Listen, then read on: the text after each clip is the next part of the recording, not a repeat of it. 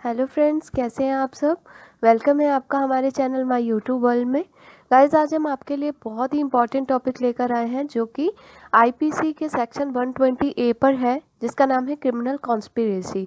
बहुत important topic है guys, आप इसे ध्यान से समझिएगा, क्योंकि आज मैं आपके लिए ये टॉपिक इसलिए लेकर आई हूँ क्योंकि जो लॉ के स्टूडेंट्स हैं, यदि वो इस टॉपिक को अंडरस्टैंड करना चाहते हैं, समझना चाहते हैं, तो उनको बहुत ही शॉर्ट ट्रिक, बहुत ईजी वे से मैं इसको क्लियर करूँगी। और अगर कोई अपनी नॉलेज के लिए इसको समझना चाहता है तो भी बहुत इम्पॉर्टेंट रहेगा ये, और तो भी बहुत इजी तरीके से मैं आपको समझा दूंगी। देखिए गाइज, इसका मतलब होता है आपराधिक षड्यंत्र। क्रिमिनल कॉन्स्पिरेसी का मतलब है आपराधिक षड्यंत्र। यदि कोई भी पर्सन, आपराधिक का मतलब है ये कोई भी पर्सन कुछ भी ऐसा जो कि कानून की नज़रों में अपराध है, जो कि कानून की नज़रों में लीगल नहीं है, तो वो आपराधिक माना जाता है। षड्यंत्र का मतलब होता है, कॉन्स्पिरेसी का मतलब होता है कि यदि आप उसके लिए कोई प्लान कर रहे हैं, कोई भी ऐसी प्लानिंग जो कि मतलब किसी के लिए भी बहुत हार्मफुल हो सकती है, तो वो आपका क्रिमिनल कॉन्स्पिरेसी में आ जाता है गाइस।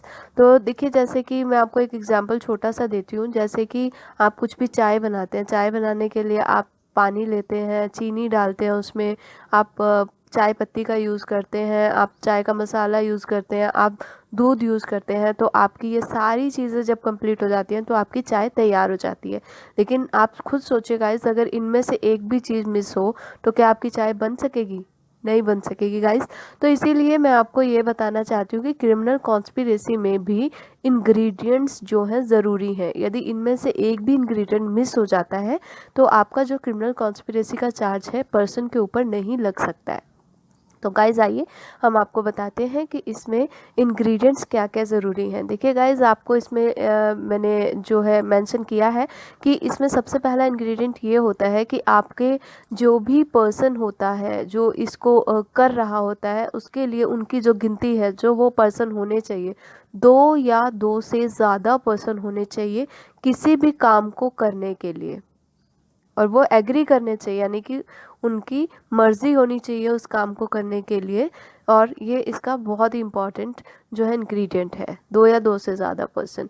और उसके अलावा गाइज, इसमें अदर चीज़ आती है कॉज टू बी डन, या तो वो काम कर दिया गया है, जैसे कि क्या काम कर दिया गया गाइज, उसके लिए मैं बता देती हूँ। एन इलीगल एक्ट, कोई भी इलीगल, कोई भी ऐसा एक्ट, कोई भी ऐसा काम कर दिया गया है जो कि कानून की नज़रों में इलीगल है, जो कि कानून की नज़रों में बिल्कुल भी सही नहीं था, जो कि इलीगल यानी कि आपराधिक है, जो कि मतलब सही नहीं था। और दूसरी चीज़ ये आती है कि an act which is not illegal means such as agreement is designated a criminal conspiracy.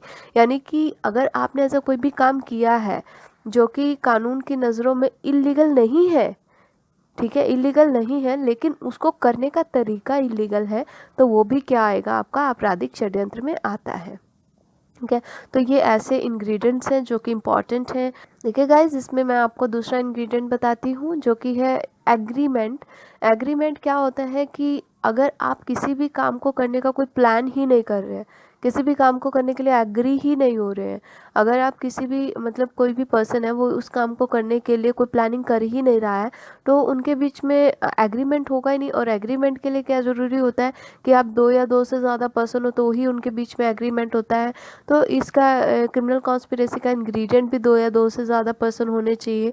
तो इसीलिए एग्रीमेंट यहाँ पर बहुत ज़रूरी है। और एग्रीमेंट आपका कैसा भी हो सकता है, आप उसको एक्सप्रेस भी कर सकते हैं गाइस, या फिर इम्प्लाइड भी।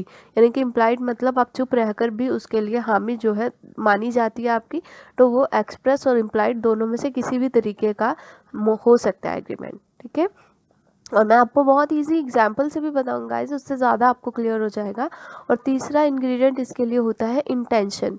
गाइस, जब तक आपकी इंटेंशन ही नहीं होगी उस काम को करने के लिए, तो वो आपका अपराध कैसे हो सकता है, राइट। तो आपकी जो इंटेंशन है, जो कि आपकी किसी भी अपराध को करने के लिए जो आपकी इंटेंशन है, वो कहीं ना कहीं ऐसी गलत इंटेंशन होनी चाहिए जो कि वो अपराध बने। तो इसीलिए इंटेंशन का होना बहुत ज़रूरी है। इंटेंशन क्या चीज़ होती है कि आपके माइंड में क्या चल रहा है, कंसीव्ड इन हिज माइंड, मतलब उस पर्सन काम करने वाले पर्सन के माइंड में क्या चल रहा है, वो इंटेंशन मानी जाती है। और जो आपके लिए चौथी चीज़ है जो कि बहुत इंपॉर्टेंट है, नॉलेज है। यानी कि जब तक आपको उस चीज़ के लिए, अगर आप कोई कोई भी ऐसा काम कर रहे हैं, जब तक आपको उसके लिए कोई नॉलेज ही नहीं होगी गाइस, तो आपका वो काम मतलब आपको पता ही नहीं है कि आप क्या कर रहे हैं, राइट। तो फिर वो आपका जो है क्रिमिनल कॉन्स्पिरेसी के अंडर नहीं आता। मतलब आप कोई भी गलत काम कर रहे हैं, आपको नॉलेज ही नहीं है उसकी कि आप काम गलत कर रहे हैं, तो फिर वो आपका मतलब क्रिमिनल चीज़ के अंदर नहीं आएगा। यानी कि क्रिमिनल कॉन्स्पिरेसी में भी आपको नॉलेज का होना बहुत ज़रूरी है। देखिए गाइस, मैं इसमें आपको बहुत इंपॉर्टेंट जो है आपको एग्जाम्पल देके समझा देती हूँ, जिससे आपको और ज़्यादा क्लियर हो जाएगा। जैसे कि A, B, C, D और E ये 5 फ्रेंड्स हैं गाइस, ठीक है। सो इसमें क्या है, मैं आपको सारी चीज़ें इसमें क्लियर भी कर दूंगी कि इस एग्जाम्पल में सब क्या क्या हुआ है। देखिए A और B है, वो एग्री करते हैं, वो एक अपने दोनों के बीच में एक एग्रीमेंट करते हैं। वो एग्रीमेंट क्या है कि हम मर्डर करेंगे M का, ठीक है गाइस।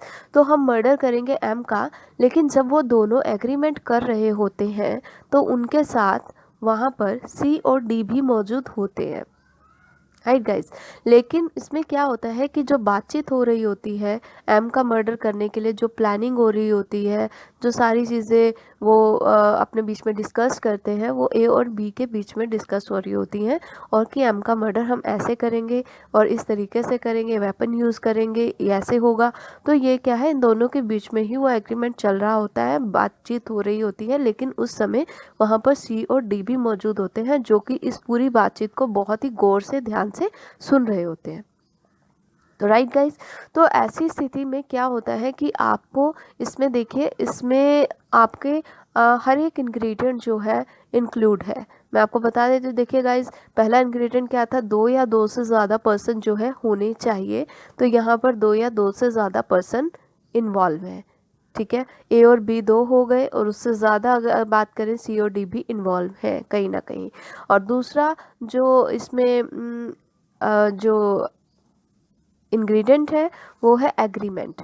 यानी कि इनके बीच में जो एग्रीमेंट है, यानी कि A और B ने तो एक्सप्रेसली एक दूसरे से बातचीत करके, डिस्कस करके उसको एग्रीमेंट को, प्लान को जो है डिस्कस किया है। तो फिर वो जो है M का मर्डर करने के लिए वो एक तरीके का एक्सप्रेस एग्रीमेंट होगा। लेकिन गाइस C और D भी वहाँ मौजूद थे, हालांकि उन्होंने ना हाँ भरी और ना ही उन्होंने ना के बारे में बात की।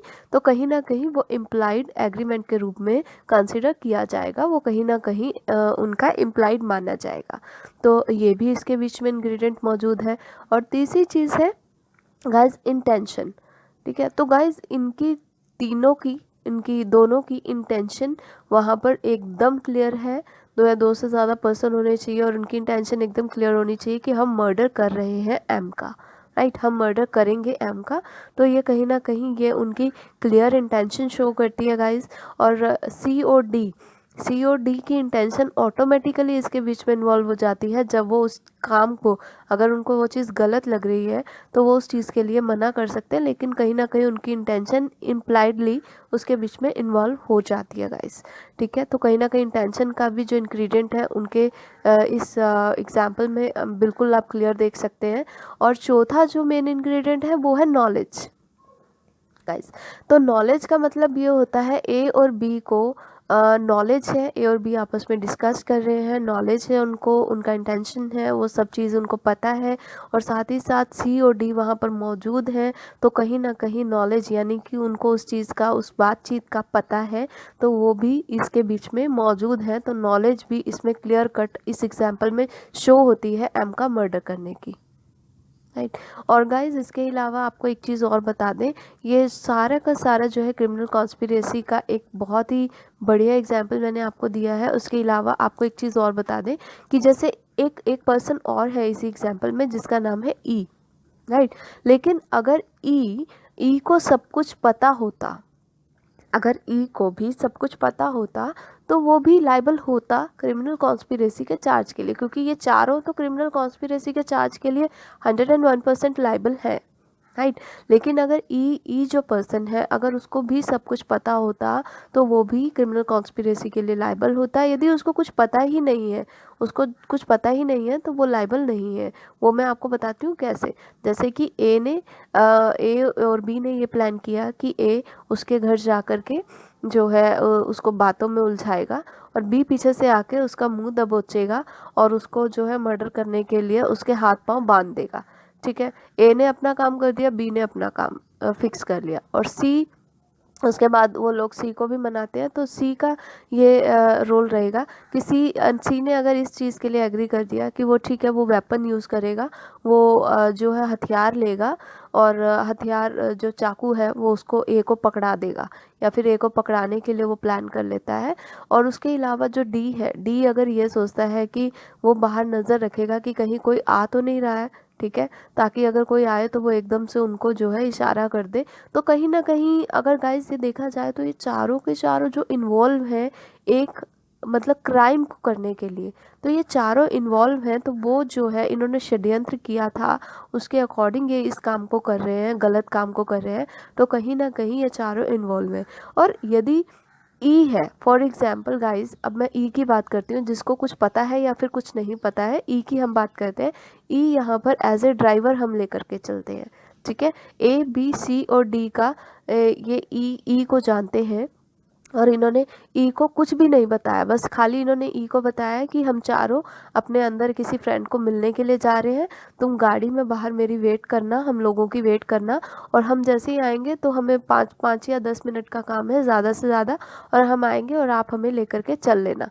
तो ऐसी स्थिति में क्या है कि ई को कुछ पता ही नहीं है, तो ई क्रिमिनल कॉन्स्पिरेसी में इन्वॉल्व ही नहीं है, बिकॉज ई का ना तो इंटेंशन है वहाँ पर, ना ही ई का एक्सप्रेस और इम्प्लाइड जो है एग्रीमेंट है, ना ही ई को किसी भी चीज़ के लिए नॉलेज है।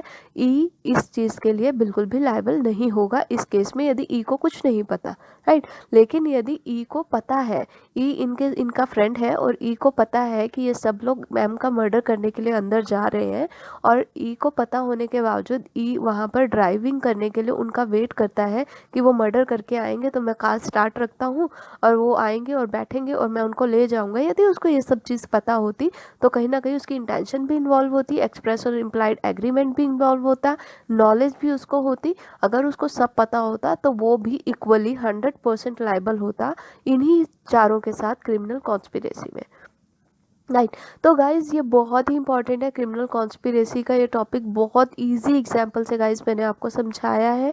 यदि आपको फिर भी इसमें कुछ भी क्लियर नहीं होता तो आप वीडियो को दोबारा जो है देख सकते हैं, जिसमें आपको क्लियर हो जाएगा एग्जाम्पल। गाइज ये बहुत इजी एग्जाम्पल है, इससे ज़्यादा इजी एग्जाम्पल मुझे नहीं लगता है कि कोई और क्रिमिनल कॉन्स्पिरेसी पर हो सकता है, बिकॉज इसमें मैंने सारे के सारे इंग्रेडिएंट्स को क्लियरली हर एक पर्सन के ऊपर मतलब ऐड करके इसको शो किया है आप सबको।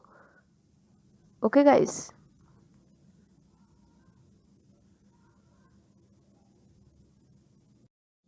तो चलिए गाइस, अब हम बात कर लेते हैं कुछ इम्पॉर्टेंट केस लॉस की, जिसमें क्रिमिनल कॉन्स्पिरेसी को लेकर के बहुत इंपॉर्टेंट जो है डिसीजंस हुए हैं। एक केस है Sachin Jagdish Joshi versus state of Maharashtra. इसमें कहा गया है कि meeting of two minds of two or more person should be there, यानी कि किसी भी क्रिमिनल कॉन्स्पिरेसी के लिए दो या दो से ज़्यादा पर्सनस का, लोगों का मीटिंग ऑफ माइंड, यानी कि जो उनके माइंड की सोच है, जो उनकी सोच है, इंटेंशन है, वो एक होनी चाहिए, राइट। दूसरा है जो Central Bureau of Investigation versus VC Shukla. इसमें कहा गया कि prosecution failed to prove that one of the two accused was a party to a criminal conspiracy, यानी कि प्रोसिक्यूशन जो कि केस को फाइल कर रहा है, वो दो एक्यूज्ड में से किसी एक के खिलाफ क्रिमिनल कॉन्स्पिरेसी को प्रूव नहीं कर पाया। तो दूसरे एक्यूज पर भी क्रिमिनल कॉन्स्पिरेसी का चार्ज नहीं लगा इस केस में, क्योंकि क्रिमिनल कॉन्स्पिरेसी के लिए एटलीस्ट टू पर्सन्स होना बहुत ज़रूरी है। जैसे कि मैंने आपको क्रिमिनल कॉन्स्पिरेसी के लिए स्टार्टिंग में इंग्रेडिएंट्स में बताया था कि there should be to or more persons for criminal conspiracy. तो इसीलिए यहाँ पर एक प्रूफ नहीं हो पाया तो बचा एक, तो एक अकेला क्रिमिनल कॉन्स्पिरेसी के इंग्रेडिएंट्स में ऐड नहीं होता, तो इसीलिए दूसरे के खिलाफ भी क्रिमिनल कॉन्स्पिरेसी का चार्ज इस केस में नहीं लगा। उसके अलावा गाइस अब हम आपको डिस्कस कर लेते हैं हम सेक्शन 120B।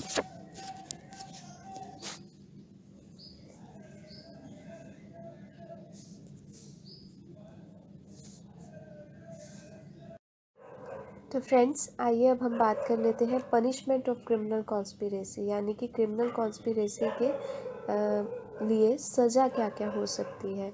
तो ये हमारा आता है सेक्शन 120B ऑफ आईपीसी। इसमें भी क्रिमिनल कॉन्स्पिरेसी की सज़ा कैसे होगी, इसमें भी कुछ चीज़ें देखी जाती हैं। पहली चीज़ इसमें क्या देखी जाती है कि क्राइम किस टाइप का है, क्राइम मोर सीवियर है, लेस सीवियर है। अगर तो क्राइम मोर सीवियर है, यानी कि ऐसा क्राइम है जो कि बहुत ज़्यादा सीरियस ऑफेंस है, जैसे कि किसी का मर्डर करना, ठीक है, किसी को रॉबरी करना कहीं पर, ठीक है।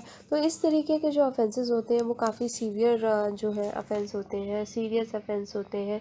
तो अगर किसी ऐसे ऑफेंस को किया जा रहा है कि जिसकी सज़ा 2 साल है या फिर उससे ज़्यादा है, तो पनिशमेंट उस ऑफेंस के अबेटमेंट की मिलेगी गाइस, उस ऑफेंस के अबेटमेंट की मिलेगी।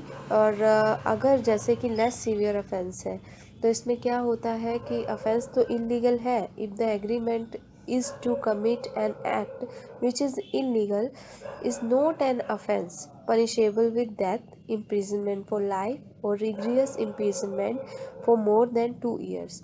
तो इसमें क्या है गाइस कि अगर 2 साल से नीचे की सज़ा है, मतलब ऐसा कोई क्राइम कर रहे हैं जो इलीगल तो है, बट उस क्राइम के अंदर वो क्राइम इतना बड़ा नहीं है कि जिसके अंदर डेथ इम्प्रिजनमेंट, सजाए मौत हो जाए, या फिर लाइफ इम्प्रिजनमेंट हो जाए, या फिर कोई ऐसी कड़ी सज़ा हो जाए जो कि 2 साल से ज़्यादा की हो, ठीक है। अगर कोई ऐसा ऑफेंस नहीं है जिसमें ये सारी सज़ाएं हो, तो वो लेस सीवियर माना जाता है। तो ऐसे में क्या होता है कि उसमें सज़ा 6 मंथ्स तक की मिलती है, प्लस फाइन हो सकता है उस पर्सन को, और या फिर दोनों हो सकते हैं, ठीक है।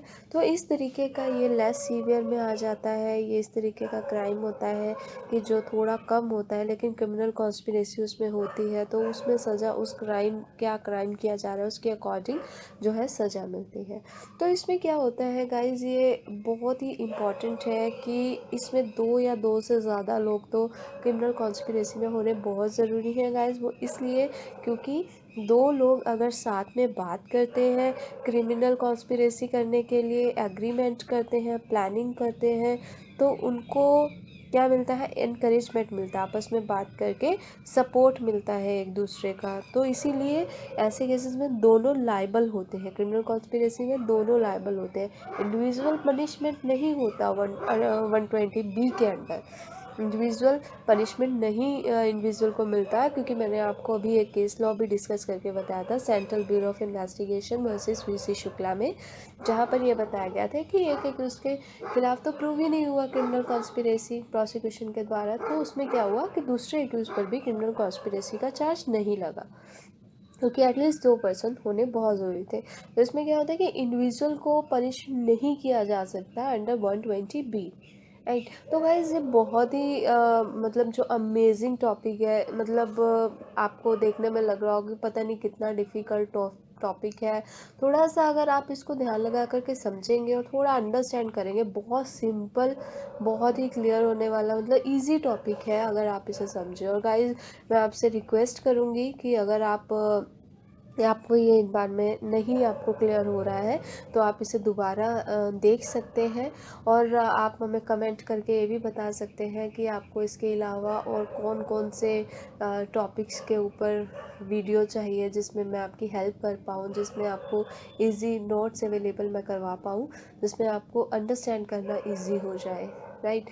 तो और गाइज़ ये क्रिमिनल कॉन्स्पिरेसी बहुत ही अच्छा और इम्पॉर्टेंट टॉपिक था आज का हमारा, और मैं उम्मीद करती हूँ कि आपको ये टॉपिक समझ में भी आया होगा। और अगर आपको मेरा ये वीडियो पसंद आया है तो प्लीज़ इसे लाइक करिएगा गाइस, और आप इसे शेयर कर सकते हैं अपने फ्रेंड्स के साथ, ताकि क्रिमिनल कॉन्स्पिरेसी के बारे में आपके फ्रेंड्स भी जान पाए, उनको भी पता लग पाए, वो भी समझ पाए। और आप कमेंट करके मुझे ज़रूर बताइएगा कि ये वीडियो आपको कैसा लगा, और आप इन फ्यूचर कौन से वाला वीडियो किस टॉपिक के ऊपर, किस सेक्शन के ऊपर मुझसे चाह रहे हैं।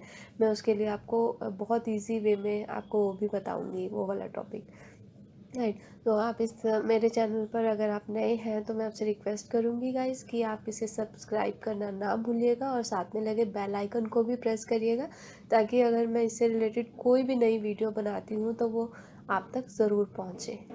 तो guys thank you so much, आपने इतना समय दिया, thank you so much guys.